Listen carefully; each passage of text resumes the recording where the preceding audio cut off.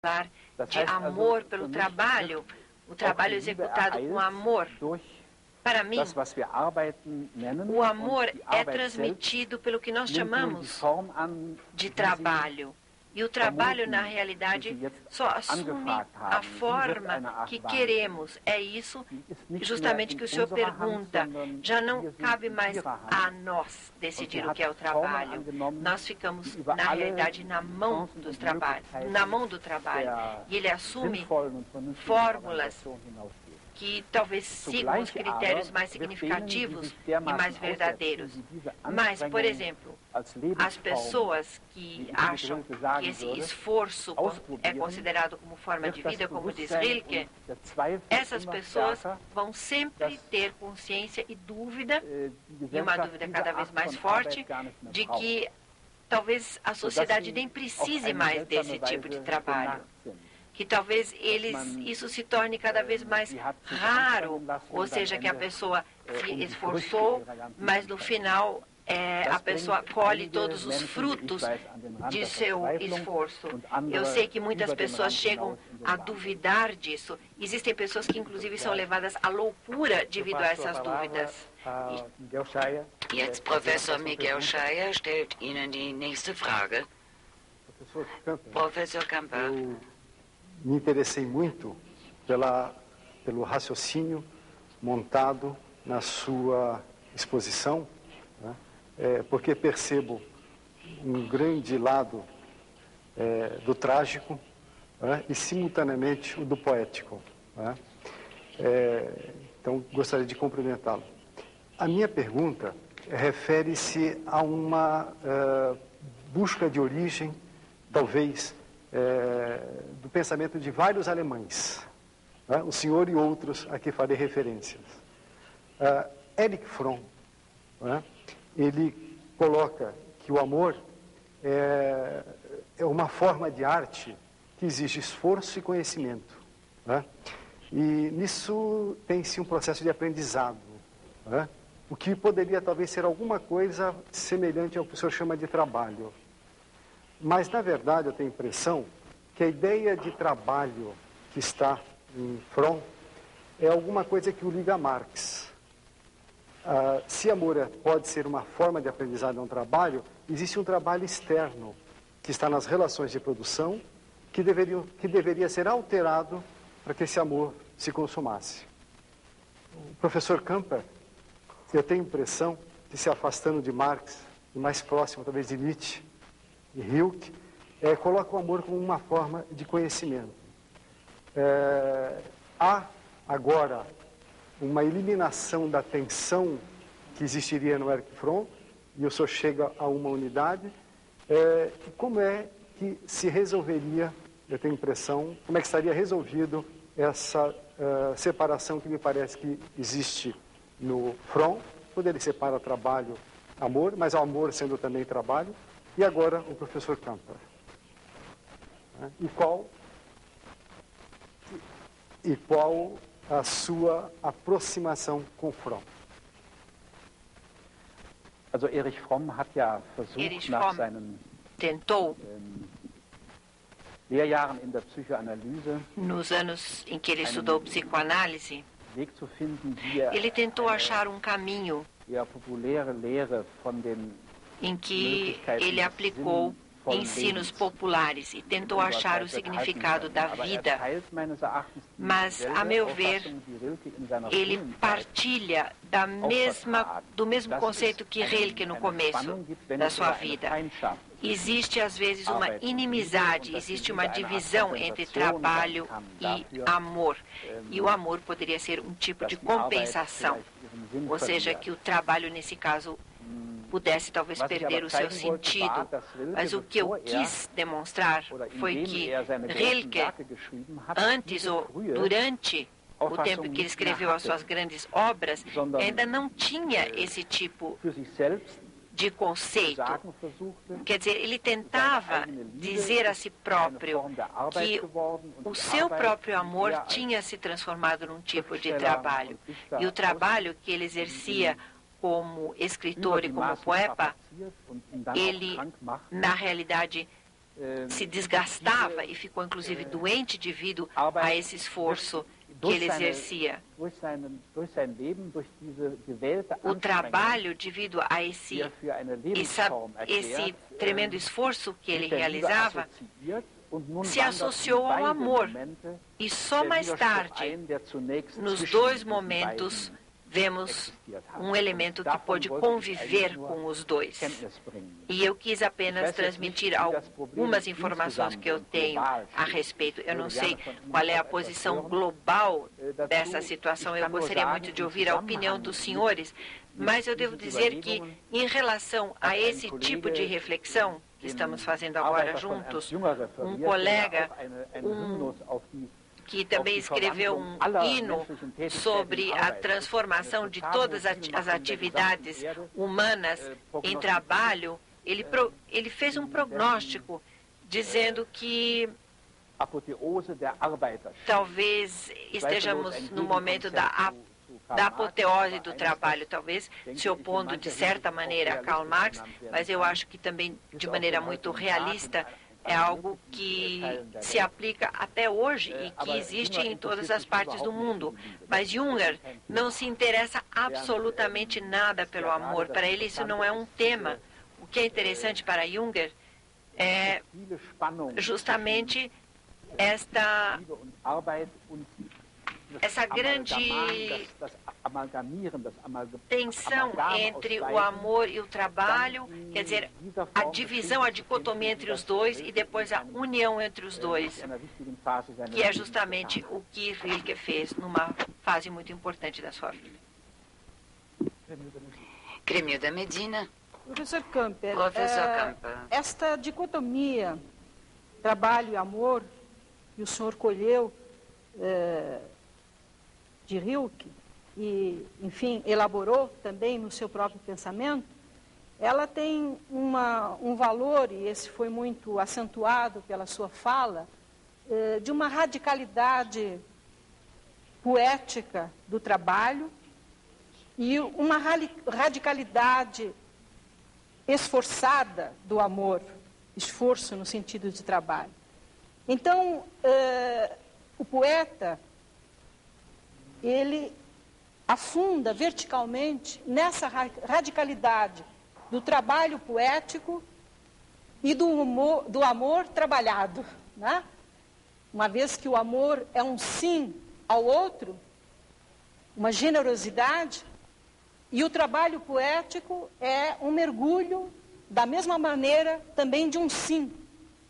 Encontrar, né, a dimensão poética da vida e no seu extremo da morte. Uma espécie de felicidade extrema, como o senhor mesmo citou. Agora, o que me parece que a gente pode discutir aqui é que o poeta está também numa situação histórica. Caso de Rilke e de qualquer poeta em qualquer tempo da humanidade. Admitindo que a situação histórica ocidental das sociedades do século XVI ao século XX, da trajetória do capitalismo, será que essa dicotomia sofrida pelo poeta não é uma dicotomia que foi extremamente acentuada pela sociedade moderna, pela trajetória da modernidade, uma vez que divorciou inteiramente o trabalho da sua verdade poética, do jogo, do lúdico, do realizar-se, e transformou o trabalho, em termos muito cotidianos e sociais, transformou o trabalho em emprego, num desempenho dentro de uma estrutura, dentro de uma engrenagem. Um poeta como Rilke e todos aqueles que passaram do século XIX para o século XX, para a sociedade de mercado, sofreram intensamente esse problema do mercado na radicalidade poética. O poeta precisa ser publicado no mercado. E o seu trabalho poético entra, então, num esforço de engrenagem, de ser aceito dentro desse mercado. Não haveria na metáfora radical de Rilke, que o senhor tão bem elaborou, um grito sufocado dessa engrenagem do mercado que não permite que o trabalho poético chegue à sua plenitude, porque ele precisa se preocupar em ser publicado, em termos muito concretos. O meu parecer é o seguinte a respeito. Quando se fala da radicalização de ambos os lados, que é uma coisa que é evidentemente sentida, nada mais é do que uma resposta a um esforço feito pela comunidade como um todo. Tem a ver com o capitalismo e tem a ver com uma série de outros fatores também. E eu gostaria de resumir o que eu tenho a dizer, dizendo o seguinte, que Rilke diz que o trabalho tem de ser felicidade, amor também tem de ser felicidade. E por isso que temos uma radicalização, porque é contra a nivelização, contra a falta de trabalho. Por exemplo, um momento em que ninguém mais se diverte trabalhando. E isso eu considero uma posição eminentemente política. E que pode, inclusive, ser representativa de uma série de outras. Por exemplo, existem pessoas que dependem intensamente do trabalho e que precisam do trabalho para si mesmos. Se desvalorizarmos esse trabalho através de leis, principalmente através de leis do próprio mercado, esses serão inimigos e esses levarão a esse tipo de radicalização. Eu acho que, sem fazer de propósito, quer dizer, involuntariamente, o poeta já não faz mais a dicotomia entre esses dois elementos e o que se forma é que essa radicalização é assumida pelas pessoas. Eu acho que esse é um perigo de se tomar essa posição tão radical. Mas ela é, às vezes, politicamente aceita e, às vezes, até imposta pela sociedade. Eu espero...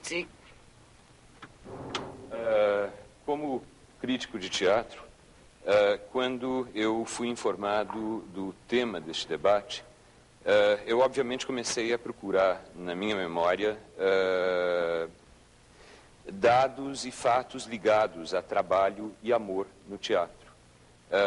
A gente poderia falar muita coisa sobre isso, é muito curioso que o trabalho demore tanto tempo para aparecer no teatro, que o trabalho leve tanto tempo para surgir como um tema concreto no teatro, enquanto o amor leva menos tempo, mas mesmo assim ele é um tema tardio, é um tema já da Renascença, não é um tema da tragédia grega, não é um tema é um tema da comédia. Os namorados são temas cômicos na antiguidade, não são temas dramáticos, é muito curioso isso.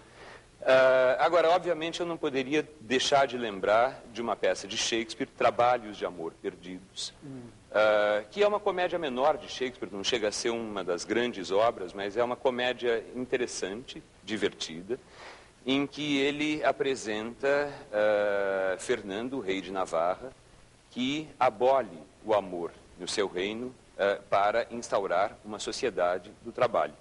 E, obviamente, Fernando vai ser derrotado pela natureza, porque quando a princesa de França chega a Navarra como mensageira do rei de França, o rei de Navarra vai se apaixonar perdidamente pela princesa e vai ser obrigado a rever todos os seus conceitos a respeito dessa dicotomia tão feroz que ele estabelece entre trabalho e amor. E os trabalhos de amor acabarão sendo perdidos porque, no final das contas, o casamento de Fernando com a princesa de França não se realiza por uma série de circunstâncias internas. A peça ele acaba sendo adiado para um futuro. Mas essa ideia do trabalho de amor perdido me remete para um grande exemplo literário de trabalhos de amor perdidos. É A Busca do Tempo Perdido, de Proust. Se a gente pensar no Amor de Swann, se a gente pensar nesse segundo relato do grande painel proustiano, em que o Swann vai se apaixonar perdidamente, detalhadamente, palavrosamente por Odette de Crécy. Na verdade, o que eu acho fascinante nisso é que, através de Proust, Swann transforma o amor num trabalho. Ele passa a se dedicar ao amor por Odette como se esse amor fosse o seu trabalho cotidiano. Ele dedica a isso longas horas de reflexão, de meditação, de planejamento, de ação. Ele passa a ter esse amor como foco não só da sua afeição, do seu raciocínio, mas da sua atividade concreta, do seu dia a dia. E o narrador, mais tarde, vai repetir o mesmo percurso do Swann com a Odette em relação a Albertine. Quer dizer, ele vai de novo transformar uma paixão numa obsessão que se transforma num trabalho e numa realização de vida. Como é que o senhor vê a questão do trabalho de amor?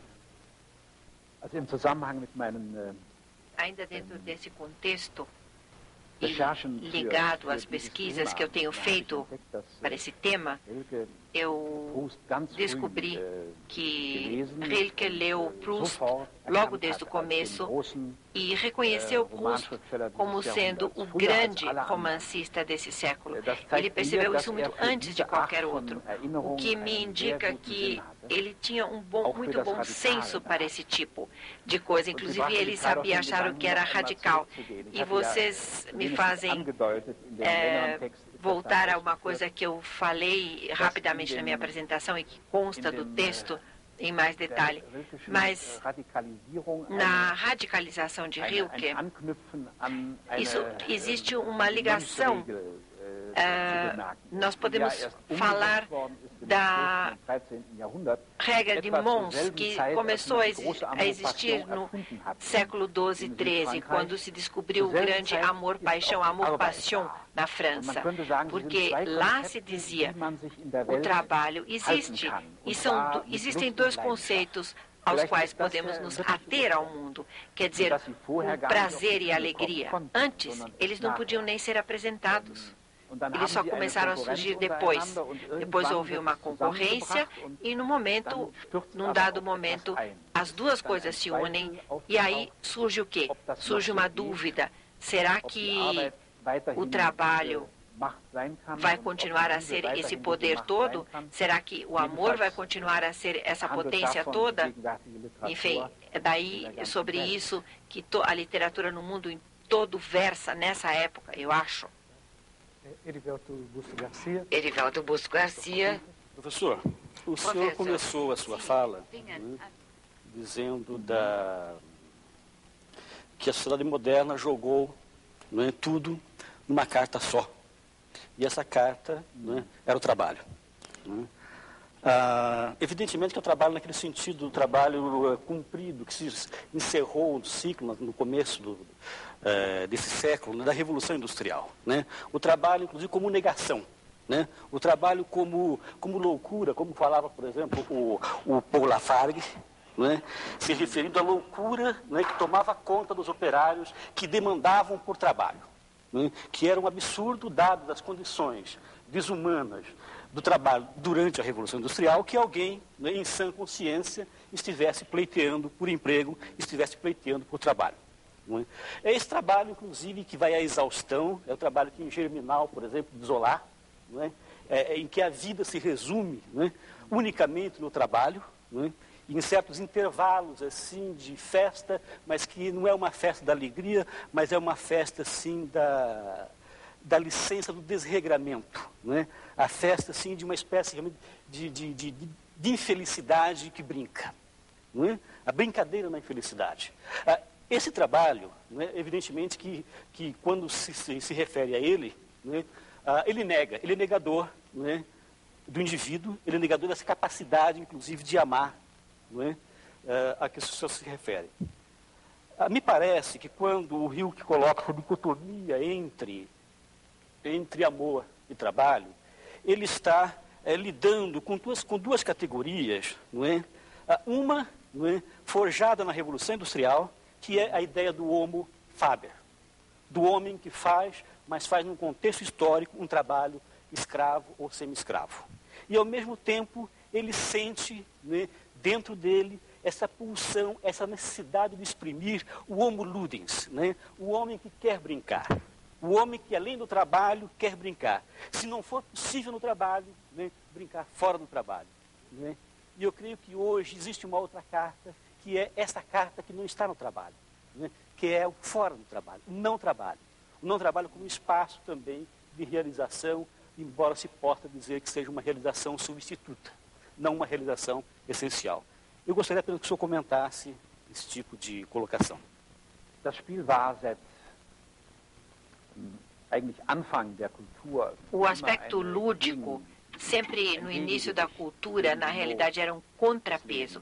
Era alguma coisa que se opunha à necessidade, porque a palavra alemã Arbeit, trabalho, não tinha nada a ver com a realização de uma tarefa. Era apenas uma dificuldade, era difícil viver. Trabalho, nesse caso, significa necessidade. E isso justamente se contrapunha ao que era o ludus, a brincadeira, até há pouco tempo atrás. Sempre pensávamos que poderíamos, por exemplo, colocar alguma coisa do outro lado da balança, ou seja, tornar a brincadeira mais intensa, mas eu vejo que existem nos momentos de lazer, existem também realizações, existem coisas que levam à autorrealização, existem coisas que se tornam cada vez mais importantes no momento do lazer. Eu acho que o lazer, e nesse sentido o ludo, não é nada, de forma nenhuma, um obstáculo ao trabalho. Não é uma coisa que nega a si próprio e tampouco nega as pessoas. O que foi fantástico para mim foi justamente a tentativa que foi feita por Rilke de dizer, sim, há uma coisa que era uma negação e que ele, que o colocava numa posição de negação, de diminuição e talvez até trágica. Esta é a TV PUC de São Paulo. Nós estamos discutindo trabalho e amor com o sociólogo e filósofo alemão Dietmar Kamper. Damos um intervalo comercial.